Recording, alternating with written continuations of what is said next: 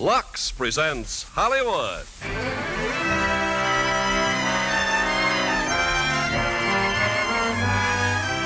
The Lux Radio Theater, starring Dan Daly and Dorothy McGuire in A Blueprint for Murder. Ladies and gentlemen, your producer, Mr. Irving Cummings.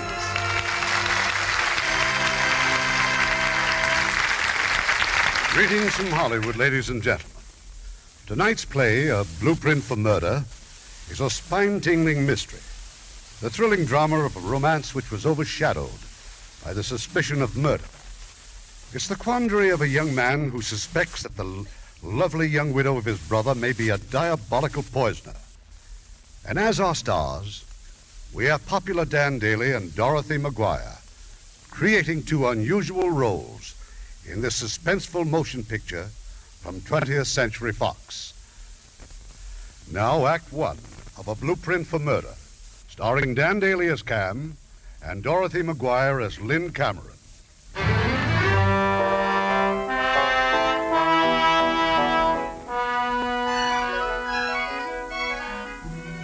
The telegram was waiting for me in New Orleans. The telegram from Lynn. I took the next plane back and rushed to the hospital. Late that afternoon, the doctor was able to give us some real encouragement. And so I think our worries are over, Mr. Cameron. But she was a mighty sick little girl. You still don't know what was wrong? Not for sure. The tetany test was negative. Tetany? Those muscular spasms she was having, they're quite characteristic. Well, I'm sure she'll have quite a comfortable night. I understand you're the child's uncle, is that right? Yes, her father's dead, and my brother. I'm very attached to both children and their stepmother. Well, Mrs. Cameron's had quite an ordeal. Why not take her home?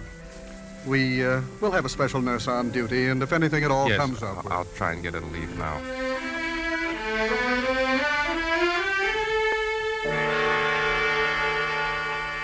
Oh, I wouldn't think of leaving here if it weren't for Doug. Oh, poor little boy. He doesn't know what to make of all this. I'll phone him and tell him I'm coming. There's a booth down the corridor. Cam, now that you're here, how about spending a few days with us? I'd really like to, Lynn, but I should get back tomorrow. We're opening a new field in Venezuela. You're always roaming all over the world. Did it ever occur to you that we might like to see you once in a while? It's so important to the children, especially Doug. He's never quite got over Bill's death. And he's so fond of you. Let me see what I can do. Maybe I can stay over a few days. Oh, I wish you would. Well, here's your phone booth. I'll look up a public stenographer. I got some letters and a couple of telegrams to get off. I'll meet you at the house. Wonderful. We'll expect you for dinner. And, Cam, thanks for everything.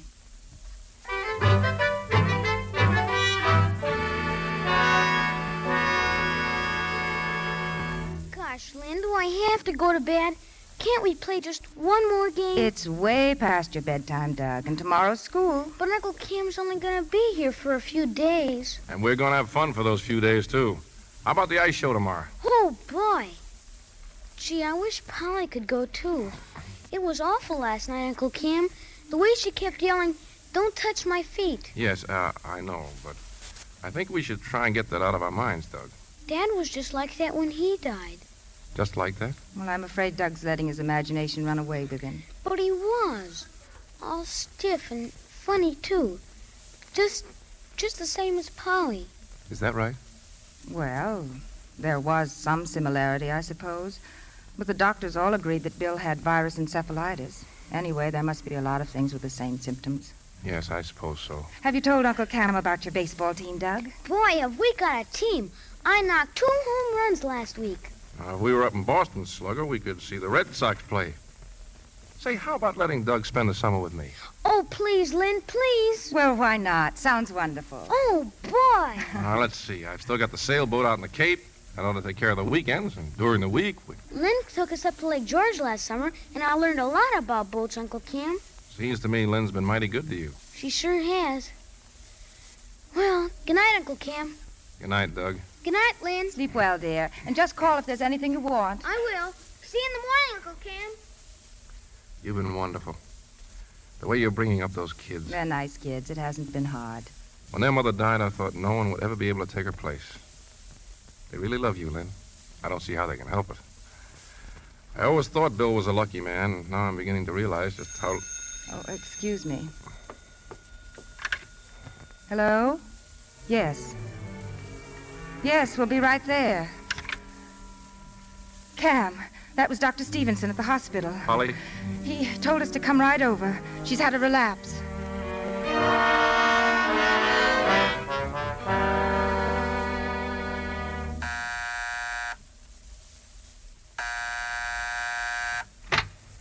Cam. Well, when did you hit town? Hello, Fred. Well, come in. Hey, Maggie, look who's here. Oh, this is wonderful. We haven't seen you in ages. Had you breakfast? Fred, I've got bad news. I wouldn't be here at this hour except it's Polly, Fred. Polly's dead. Dead. Cam? Well, of all the wonderful surprises. Take it easy, honey. Some terrible news. Little Polly Cameron. She's dead. She's what? I just can't believe it. Accident? No, she took sick. When, Cam? When? Early this morning at the hospital. Oh, what a tragedy. And Lynn and poor little Doug, how's he taking it? Well, they're both under sedatives. Your breakfast, please go ahead. You'll have some coffee anyway. I'll get another cup. I've no right to barge in like this, and I should have phoned you first. That's a fine way to talk to an old friend. Fred, you're still handling the estate, aren't you? Yes, of course. Cam, what was wrong with Polly? Well, the doctors seem rather uncertain. He doesn't know? Sometimes it's hard to tell, I suppose, but there's one thing about it that bothers me. Well? Apparently, Polly had the same sort of convulsions that Bill had before he died. Cam, are you sure of that? I'm not sure of anything. I only know that Polly kept screaming, "Don't touch my feet." That's very curious. I don't see anything curious about it at all. It's just that I'm afraid there might be something hereditary in all this, and that it could hit Doug, too. Cam, you weren't here when Bill died, were you? No. Well, what did the doctors tell you he died from? Virus encephalitis, sort of a sleeping sickness. Yet in Polly's case, they don't know? Somehow back in my mind, that "don't touch my feet" rings a bell. Maggie, please. She still writes for those pulp magazines. You know what an imagination she has. This has nothing to do with imagination. This was research I did at a medical library a couple of years ago. I had an idea for a story, and That's what I thought, a story. Well, maybe you're right. Forget it. Well, if there's something on your mind, say it. Well, I was looking up a murder case. The victim also had convulsions and kept screaming, "Don't touch my hands." So?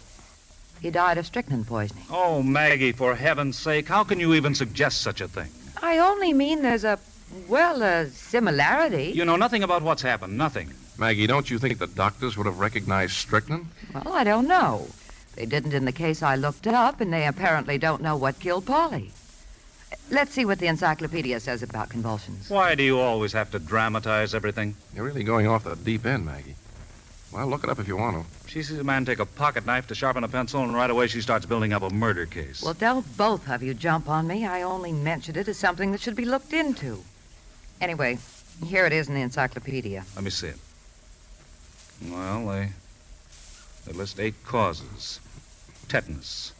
Only tetanus would have required a cut. Obviously, it wasn't rabies. Epilepsy? There's no history of it in the family. With all these others, like a brain tumor, there would have been earlier indications. All except one. Well? Read it. Poisons, especially the alkaloids such as strychnine. That doesn't prove anything. No, of course not. I'd like to use your phone. I'd like to call Dr. Stevenson.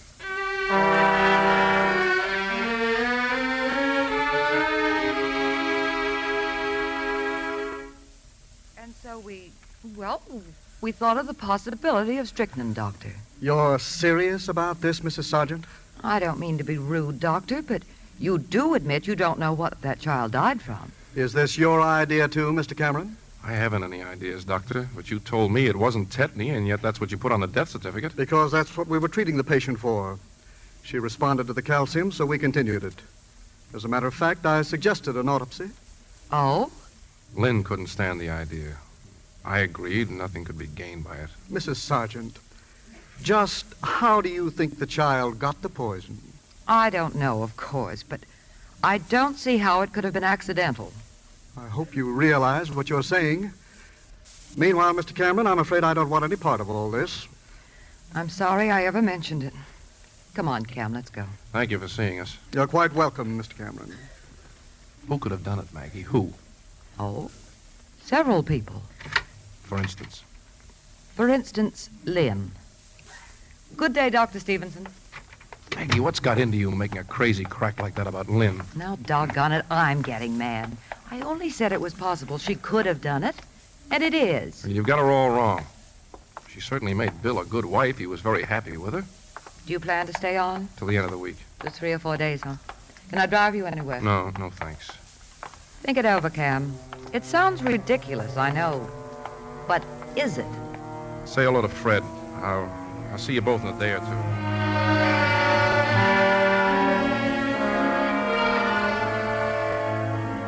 I was with Lynn most of the next few days.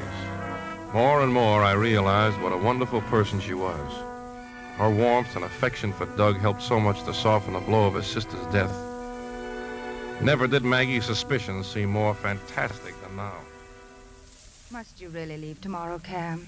I've stretched it as long as I could, Lynn, but I'll be back as soon as I can. You can rely on that. I don't know what I would have done without... Yes, Anna? It's the phone, ma'am, for Mr. Cameron. It's Mr. Sargent. Tell him I'll call him back later, Anna. No, go on. I'll run upstairs and see if Doug's asleep. I'll take it in the study, Anna. Yes, sir. I just wanted to know if you're still leaving in the morning. Yes, of course. Why? Well, I hesitate to talk about it on the phone. It's about your brother Bill's estate. Well? Under the terms of his will, Lynn shares in trust. She receives only the interest unless... Well, unless what? Now, I don't want you to think we're jumping at conclusions, Cam. We're not. It's just that I'm... Unless what? Unless both children were to die. Both Polly and Doug. Fred, what the devil are you trying to say? Well, it could provide a motive. I'm amazed at you. I know how all this must sound, Cam, but I think you ought to stay over another day so we can talk it over. All right. All right, I'll see you in the morning.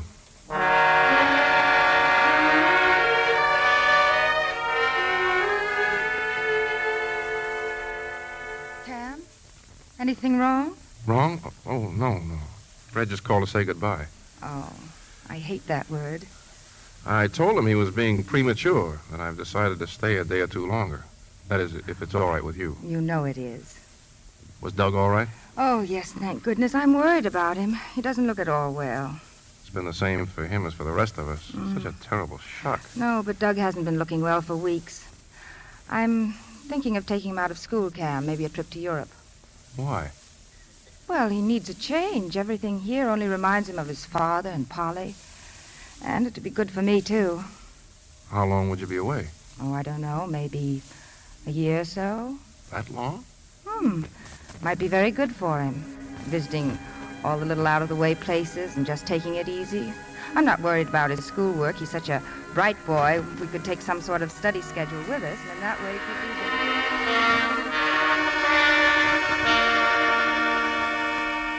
be... There's no point in getting excited about it, Cam. We're just talking about it among ourselves.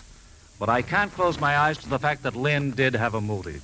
I don't care how it adds up. You'll never convince me that Lynn is capable of murder. Bill left a lot of money, Cam. Almost $1 million. And now you tell us she's thinking of taking Doug abroad. Yes, to those out-of-the-way places in Europe. Well, what do you want me to do? Be objective, that's all. Cam, I've gone through every book on poison cases I can find. There have been plenty of women who were poison murderers. Stop it, Maggie. Please. Madeline Smith, Florence Maybrick, Lydia Trueblood, dozens of others. Many of them were young, beautiful, intelligent, and cultured. You still refuse to answer a very simple question.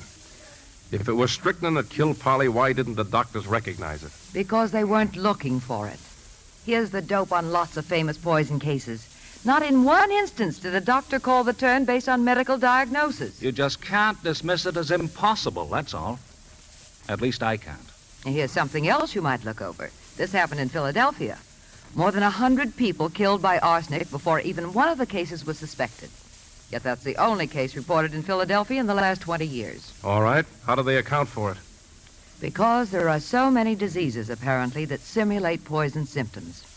And the idea of murder seems so utterly incredible to the doctors that it doesn't even enter their minds. Don't think I'm sold on this theory, Cam, because I'm not.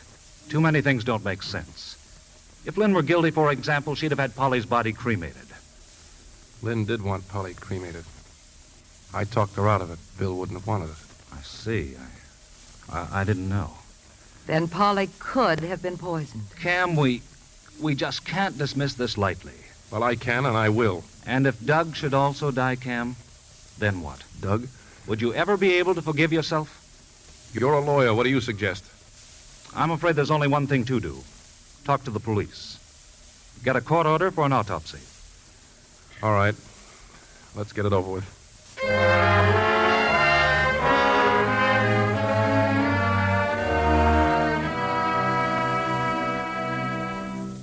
Cam, aren't you coming in? Dinner's ready. Oh. What's the matter with you? You've been staring out of that window for half an hour. Ever since you got that phone call. Where's Doug?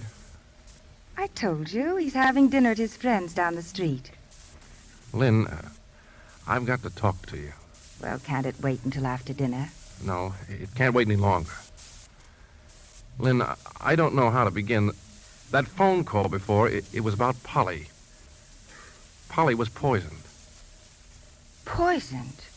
Yes. Oh. Why, it just couldn't be. Cam, there must be some mistake. I'm afraid not. But how? How could it have happened? The police think it was intentional. Police? Yes, it was their medical examiner who performed the autopsy. They want you and the servants down for questioning tomorrow morning. Oh, but this is impossible. It doesn't make any sense. The police, what gave them the idea of performing an autopsy? Lynn, you know Dr. Stevenson wasn't certain what caused Polly's death. No. Well, there was a reason for thinking it could have been strychnine. The symptoms are almost identical. And you knew about this, and you didn't even mention it to me. I didn't think they'd find anything wrong. There was no purpose in upsetting you.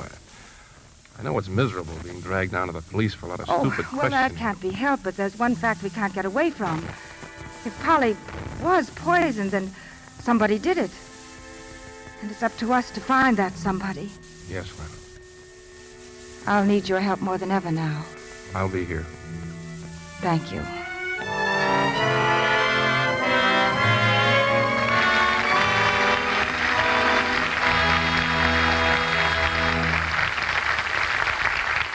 Before we continue with Act Two of A Blueprint for Murder, and now our producer, Mr. Cummings.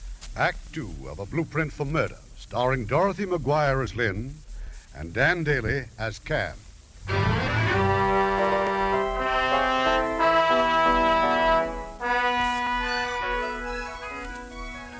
Lynn was questioned the following morning at police headquarters. Lieutenant Cole seemed almost apologetic. He dismissed her in a matter of moments. Then he brought Fred and me to Captain Pringle's office. Well, Lieutenant, where's Mrs. Cameron? I just let her go, Captain. She was very cooperative, but I'm afraid we didn't learn very much. Nothing from the servants either. They're all very loyal to her. What'd she have to say about them? Nothing but the best. But it all seems to boil down to Mrs. Cameron, or the cook, or the maid, or the chauffeur. They were the only ones in the house the night little girl took sick, except the little boy, of course.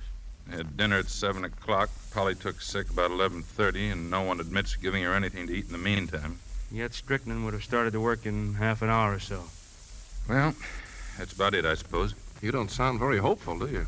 These poison cases are always dillies. It's going to be very tough proving anything. Now, don't get the idea we're laying down, Mr. Cameron. But there have been only 2 poison murder convictions in the whole city of New York in the last 50 years, both based on confessions. There's nothing else you want us for? Just one thing more. We're having your brother's body exhumed, Mr. Cameron. Why do you have to do that? I think you'll agree that if we find out that he was poisoned, too, it may go a long way toward helping us find the one we're looking for. He's right, Cam.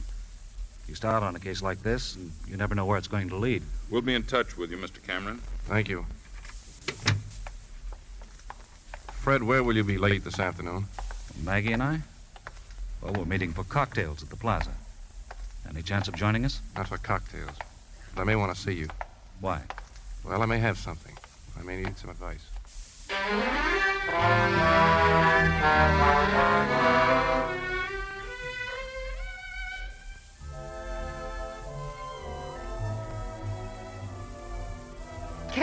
Cam, over here. Hello, Maggie. Well, I've just come from the library. Oh, no, not you, too. I went through all those books on toxicology. Lynn couldn't have done it, only now I can prove it. How? You die of strychnine during a convulsion. You die of suffocation.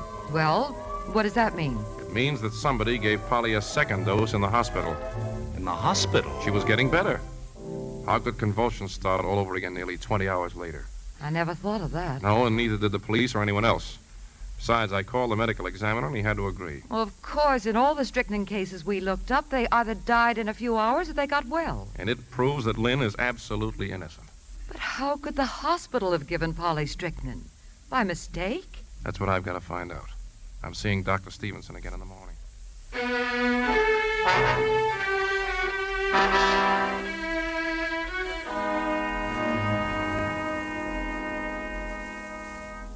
Well, here it is, Mr. Cameron, the patient's chart. The only medicines administered were all quite routine. They were supplied by our hospital pharmacy downstairs. What medicines? What was Polly given the night she died? At 10 o'clock, she was given calcium chloride pepsin in capsule form. We'd been giving her other calcium preparations, but she'd complained of the disagreeable chalky taste. So at 6:30, I switched to these. She was given a second capsule at 10:30. Well? No ill effects indicated. She took the third capsule at 11:30. Half an hour later, the convulsion started. Could the strychnine have been in that last capsule? Well, it's possible, of course, but I'd like to remind you it came directly from the hospital pharmacy. Well, I'm scheduled for surgery. I'd like to check with you later, if I may. Thanks, I appreciate your help. Frankly, though, I don't know what more I can add.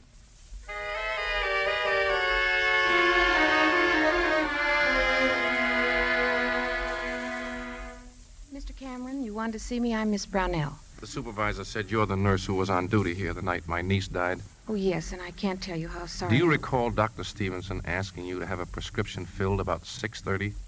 Well, yes, vaguely. May I ask where you took the prescription? Well, the hospital pharmacy downstairs. They never saw that prescription. The pharmacy downstairs was closed. They close at 6 o'clock every night. They just told me so. Oh, of course, I remember now. I was just about to send it out when Mrs. Cameron offered to get it filled. Mrs. Cameron? Well, yes, the child's mother. I remember it very clearly now. Well, is that all, sir? Yes, thanks.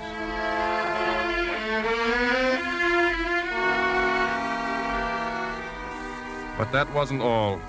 In the morning, the police sent for the nurse. She reported to Captain Pringle's office. Now tell us, Miss Brownell, how did you happen to ask Mrs. Cameron to get the medicine? Why, I didn't ask her. The hospital pharmacy was closed, and she offered to get the prescription filled herself. Who delivered it to the hospital? Well, she brought it back. What time was that?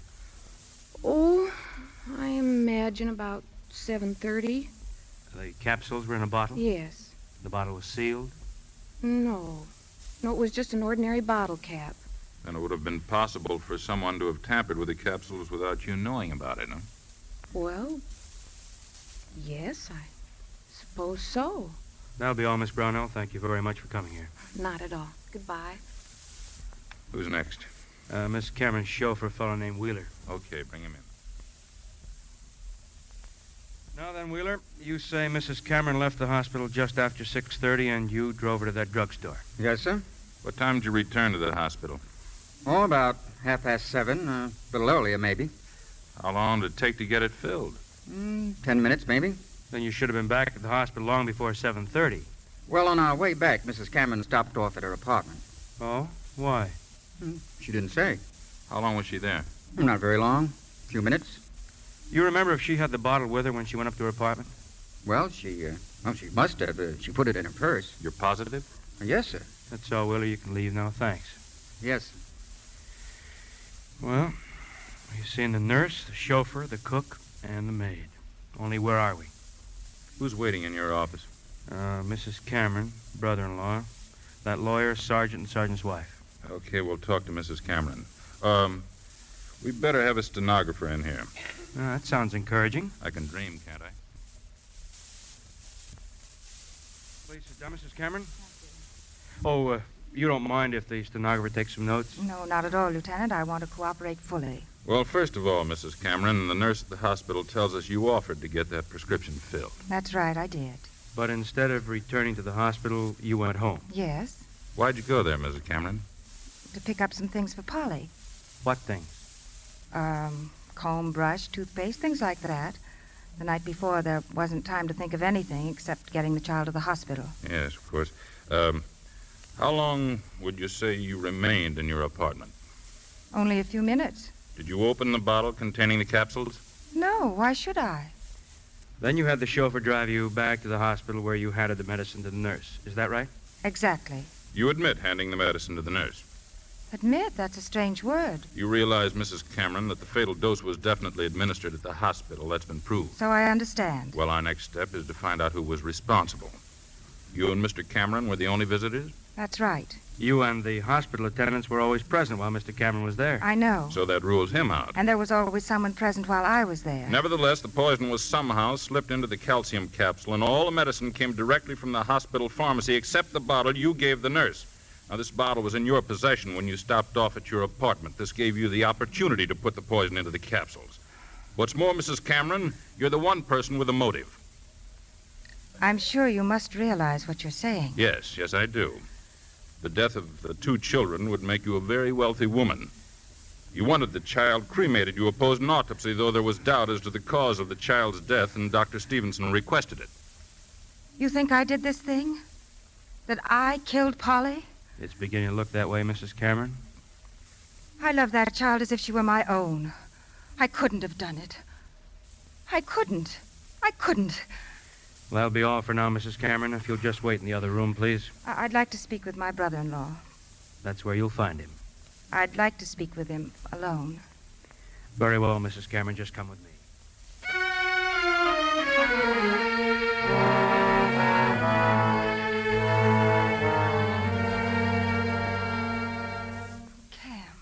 They think I did it.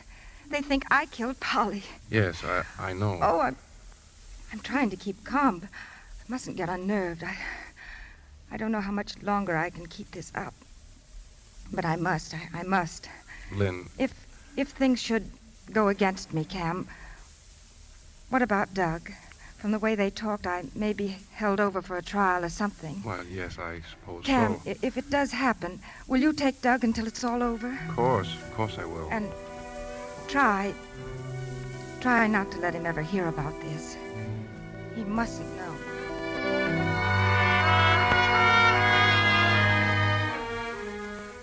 But that day when I left police headquarters, I left with Lynn. They'd released her again, and for 3 more days, nothing happened. Nothing, at least, that we knew about.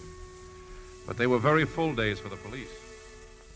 We've checked and double-checked everything, Mr. Henderson. That's why Cole and I have come to you. We're ready to turn the case over to the district attorney's office. You know how I feel about all this. I need a lot more answers than I've got now. Maybe we can give them to you. All right. What about the other pills in that bottle? There were a dozen capsules altogether. The child was given 3. She had no reaction from the first 2. Third was it, strychnine. I'm talking about the other 9. Negative? Exactly. You've drawn nothing but blanks. Where would she have got the poison? In a drugstore? Not if she's half as smart as you think she is. What about the apartment? Well, insecticides, we've gone through it twice with experts. Same with everything in the medicine cabinets. No trace of strychnine or any other poison. Yeah. And this is the case you want us to bring before a judge and jury, huh? Yes, sir, because we know she did it. She must have done it. All right, leave everything here, all the reports. And keep digging. I can't take it to trial unless we get more evidence. Okay, we'll keep trying. Nothing happened. Nothing at all. At the end of the following week, I went to the district attorney's office. I've told you a dozen times, Mr. Cameron, if we bring this woman up for preliminary examination, I'm absolutely certain no judge will hold her over for trial. Not on this evidence. You believe she's guilty, don't you? Well, what if I do? Captain Pringle does too, so does Cole. She's planning to take my nephew to Europe. 6 months, a year, even 5 years from now, he'll suddenly die in some obscure place. You could be right, Mr. Henderson, and then by the time we hear about it, the body will have been cremated. That's all quite possible, Pringle, but it's supposition, not evidence. If there's no chance of winning the case, there's no sense bringing it into court. You mean you base your reputation on winning cases, not on losing them, so you play only the sure bets? He meant nothing of the kind. But if we don't come up with some new evidence, we're dead. So is the boy. The boy's life is in your hands. I don't appreciate your putting it quite that way. There's no other way to put it. I think there is. I think that we... Hello, this is Henderson. Yeah, go ahead. Yeah, okay, thank you. And that was the medical examiner. There is no evidence of poison in connection with your brother's death. That at least would have been some help to us. That still doesn't alter the need of protecting my nephew. All right, Cameron. I don't like this, but under the circumstances, I suppose I have to. Pringle. Yes, sir? Get out a warrant for the arrest of Mrs. Lynn Cameron.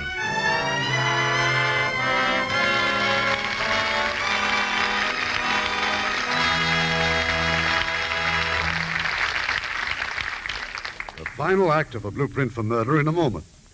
We pause now for station identification. This is the CBS Radio Network.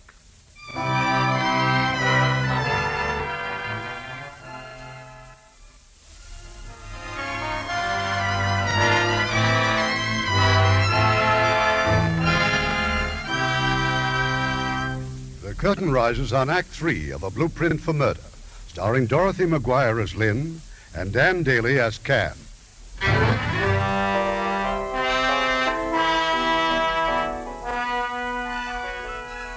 Lynn agreed it would be better for Doug if he stayed with me until it was over. The boy and I moved in with Fred and Maggie Sargent. Then came the hearing. We got exactly nowhere. All the judge did was echo what the district attorney had been saying right along. The state has failed to offer any tangible proof that Mrs. Cameron put strychnine in a calcium capsule. Undeniably, Mrs. Cameron had a possible motive for such a crime, but as the defense pointed out, she's not the only one. Mr. Whitney Cameron, her brother-in-law, also stood to inherit the fortune should both the children and Mrs. Cameron die. Mrs. Cameron is a woman of high repute. Witnesses have testified that she was an affectionate and indulgent mother to both her foster children. I find that the state has failed to establish probable cause, and I hereby order the defendant discharged forthwith.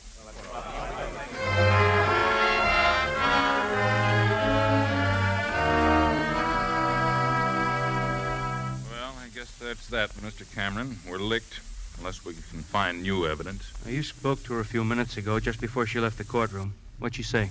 She asked about Doug. He's been with you all week, hasn't he? Yes, at Fred Sargent's house. The boy know about what's been going on? No, I told him she was called out of town, Chicago. I asked her just now if I could keep the boy until tomorrow. She agreed. I said I'd bring him home in the morning. She's pretty sore at you, huh? No, that's just it. She doesn't realize I've had any part of all this. She thinks it's been entirely a police matter. It's a tough break for all of us.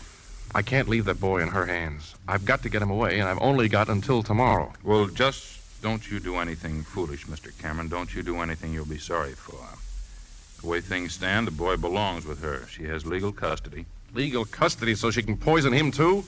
You all know she's guilty. What do you do about it? You throw up your hands and offer your sympathy. Now, look, you're all upset. That's perfectly understandable. But why don't you just... losing my mind, that's all. Now, you stop by tomorrow. You do that, Mr. Cameron. You bring your lawyer friend.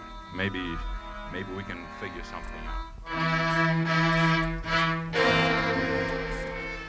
All that night, I tried to think of something. Fred and Maggie, too. Some legal way of getting Doug away from her. It was no use. There just wasn't time. The next morning, I brought Doug back to Lynn. I'm sorry I've kept you waiting, Cam. I took Doug upstairs to show him some presents I brought for him. He seemed so glad to get home. Yes, I'm sure he is. He was telling me all about the plans you two have been making, about spending the summer together. Yes, I'm looking forward to that as much as he is. This isn't easy to tell you, Cam, but I'm afraid we'll have to postpone it. Remember I told you I was planning a trip to Europe? Well, yes, but I've just thought... got to get away from all this unpleasantness. You can understand that, can't you? It's all been such a nightmare. When do you want to go? Well, I've been lucky. I've got reservations on the Victoria, and it's sailing tomorrow night. That soon? We'll probably be gone for about, a year. I'm planning quite an itinerary. We'll spend 2 or 3 weeks in England, and then France, Switzerland, and then if Doug wants to... I left the house a few moments later. There was only one thing left to do. I went first to the steamship office, and then to one of those little stores that sells garden supplies. Well, if you're looking for something to kill ants, I think this ought to take care of them. What is this stuff, a liquid or a paste? It's a liquid. They put honey in it to attract the ants, and then, of course, the arsenic does the rest. But if you got any children, you better be careful where you put it. Yes, I will. You know, it's a funny thing. We got lots of insecticides today that don't hurt humans. But people keep on asking for these old standbys. You certainly seem to carry a variety. What are these things? These white pills? Innocent looking, aren't they? They look like aspirin. Aspirin? Not quite, mister. Every one of these pills is stamped with a W. There, you see? That identifies them. But what are they? Strongest stuff we ever carry. Rodenticide. Kills rats and gophers. Put out by a Midwestern concern. Arsenic? Strychnine. Enough to kill a horse. Well, good luck with the ants, mister. Come back again.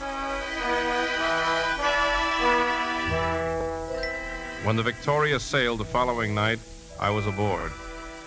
Doug was delighted to see me. Lynn seemed rather pleased herself after the first shock of surprise. Later, when Doug went to bed, she met me in the cocktail lounge. I think this is wonderful, Cam. But now, really, this isn't just a sudden impulse to take a boat ride. Doug believed me. He didn't doubt me for a moment. I'm older and wiser. Well, it's really quite simple. My firm had me down for a trip to France, and I thought you said Venezuela. I felt that now was as good a time as any to make it. All right. And now the real reason. Well, standing by while you went through all this horrible ordeal was as miserable for me as it was for you. I wanted you to know that. You're making this trip just to tell me that? It isn't one of those things you can say in one night while someone's packing trunks. Not if you want to sound convincing. Oh, I see.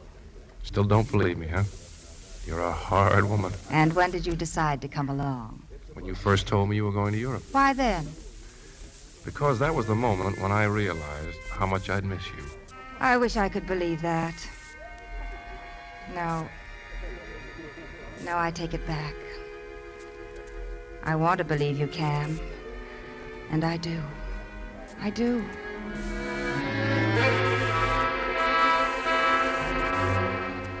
My plan couldn't have been working more smoothly. It could have been a wonderful trip if only the circumstances had been different. There were moments when I was horrified by the enormity of what I was going to do.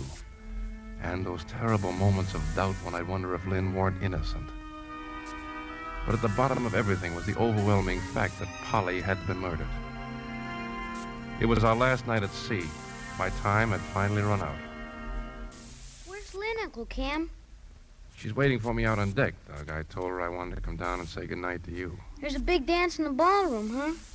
It won't be long now before you'll be getting all dressed up and going to dances, too. You want to bet? I hate dancing. Uncle Cam, can't you stay with us in England? Oh, I'd like to, Doug, but, well, I've got to earn a living, you know. Well, then when will I see you again? Oh, I don't know. Maybe I'll get a chance to fly over during the summer. You promise? Okay, I promise. Oh, you'll have a wonderful time in Europe. I would if you were along. Now, don't you worry about that. Right now, I want you to go to sleep. Okay. I'll see you in the morning before we dock. Good night, Uncle Cam. Have a good time tonight. Thanks. Good night, boy. I went to my stateroom and put it in my pocket. That small bottle that I'd filled with poison I'd bought the day before the boat had sailed. I met Lynn. I suggested a cocktail in the lounge before we went to the dance. I'd rehearsed this scene 100 times in my mind. But now my mind was numb. The idea of taking the life of a human being was like a hideous dream. Bacardi cocktails. Remember, Cam? Remember? Oh, of course you wouldn't. It was just that you and I first met at a cocktail party, and they served Bacardis. But I do remember the party was for you and Bill, just before you two got married. I wish I'd met you first. I thought you were the most beautiful woman I'd ever seen. Why, I can... Hey, be careful. What? Oh, no. How clumsy can I get? Oh, now, don't be so upset. I've spilled a few cocktails in my time. Wait for me, will you? It won't take long to change. I'll be back in a moment. The waiter brought another drink and went back to the bar. I put my hand on the little bottle in my pocket. It would be so easy, so simple. But my hand wouldn't move.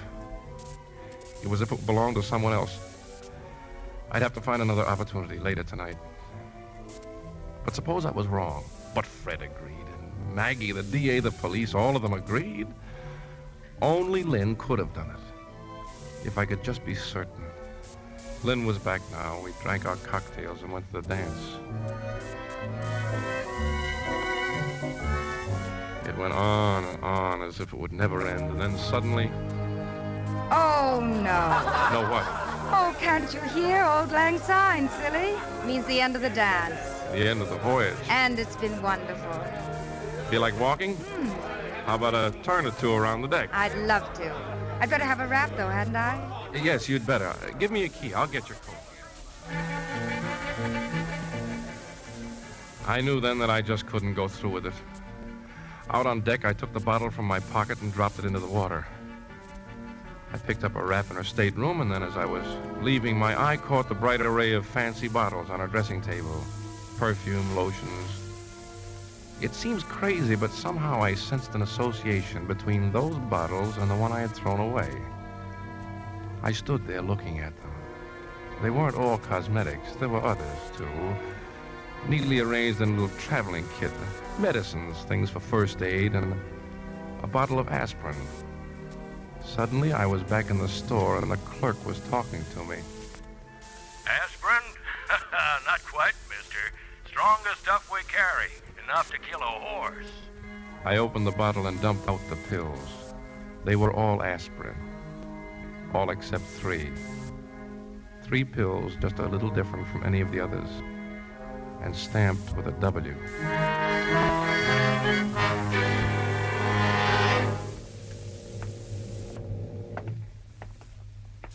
Cam, don't you think it's time to call it a night? This is the last night we'll be alone for a long time. How about a good night drink? Fine, I'd like that.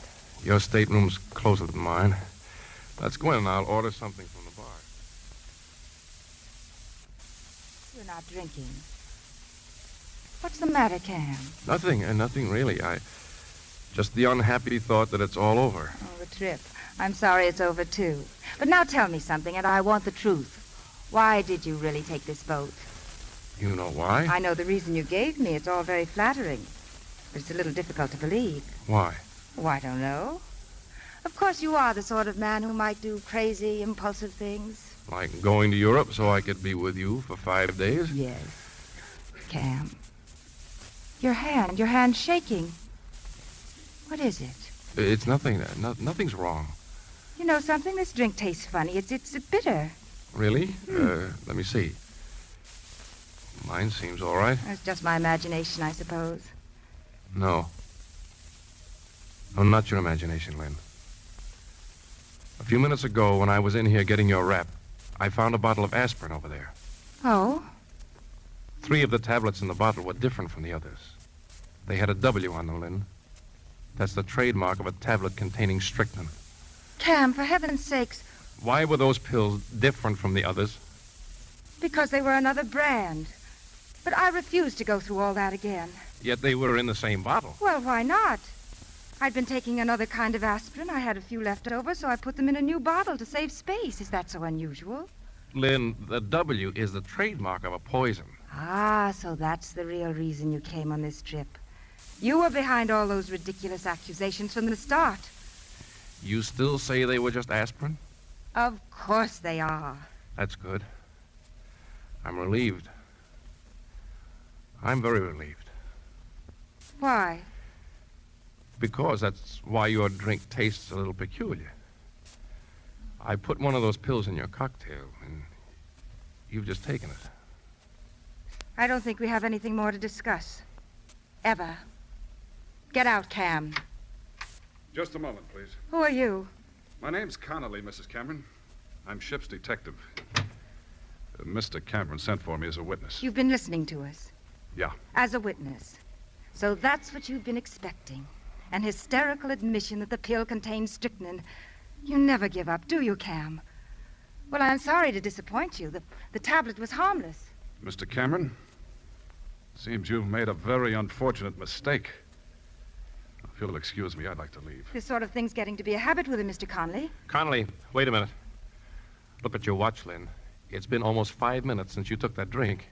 Right now, your life can be saved, even another 5 minutes, but beyond that, you'll die. You know all about strychnine, don't you? Lynn, please. If it was strychnine, let me call a doctor before it's too late. But on the other hand, if the tablet was nothing more than aspirin, there wouldn't be much point in calling a doctor now, would there?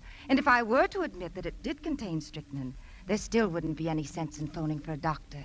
It's a sort of even Steven, isn't it? Death by strychnine or death by the electric chair. Take your choice. Lynn, it's 5 minutes past 1. Every second is bringing you closer to a horrible death. Don't be a fool. Strange, isn't it? You seem to be the one who's going to pieces, not I. You know, it just occurred to me.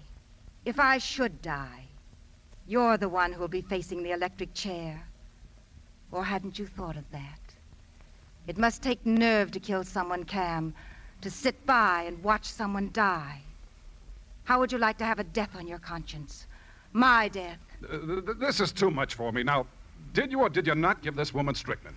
I gave her a pill marked with a W that I took from that bottle on the dressing table. Then it was absolutely harmless, Mr. Conley. You have nothing to worry about. Lynn, please, you don't have much time. Tell me, Mr. Conley, what are your impressions of this man? Would you say he had character, honor, integrity? I'm sure you would. But I'm afraid his looks are quite deceiving. Let me tell you about him. He lived in my home, as a guest, as a relative, as a warm friend.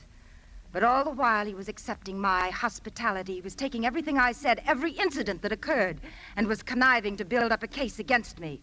Oh, but his betrayal didn't end there. Even after the court threw out his ridiculous charges, he kept on and on.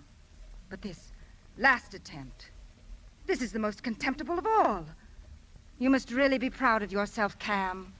Only nothing's happening to me. Even you ought to be convinced by now you're being an idiot, a complete idiot.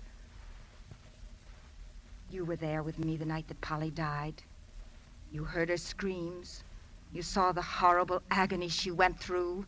Do you think that anyone who'd seen that would take the same chance of dying in that same horrible way? Do you? Well, I've been an even bigger fool than you. You took me in completely. I was even falling in love with you. All right now, get out. Get out or I'll call the purser. I assure you that Mr. Cameron will leave at once. This is the most outrageous thing I've ever witnessed. You realize, Cameron, I'll have to make a full report of all this. Go ahead. Make your report.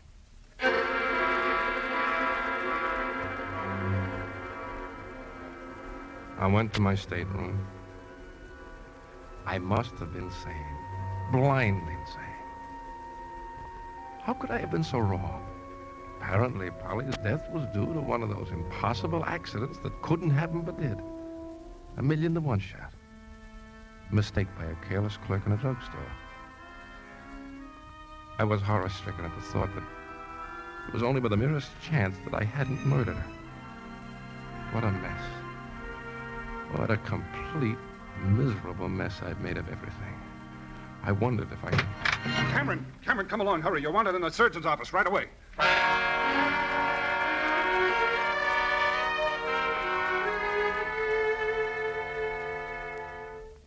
Mr. Cameron, I'm Dr. Wells.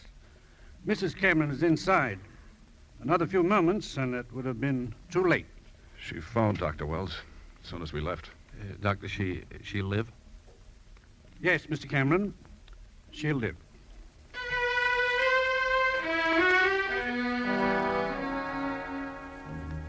Lynn Cameron was convicted of murder in the 1st degree. Her sentence, life imprisonment. And so to the names of Madeline Smith, Florence Maybrick, and Lydia Trueblood, and all those other young, beautiful, but evil poison murderers was added that of Lynn Cameron. Something to remember? Perhaps. Doug and I, we're trying to forget.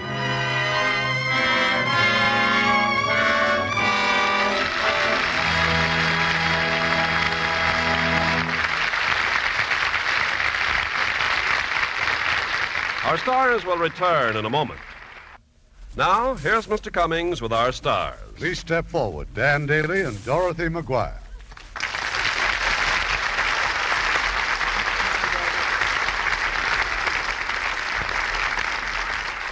Well, I must say you both really stepped out of character tonight to play two unusual roles. There's nothing an actress likes better than to play a part entirely different from her last one. I wasn't even considered for an Academy Award this year. Oh, that's a terrible oversight. Why was that, Dad? Can't imagine, unless it's because he didn't make any pictures.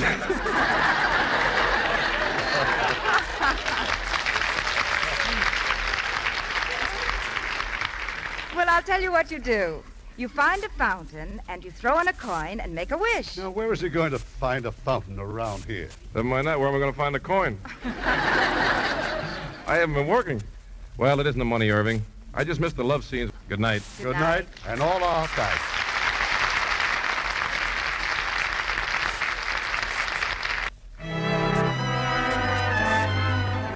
This is Irving Cummings saying good night to you from Hollywood.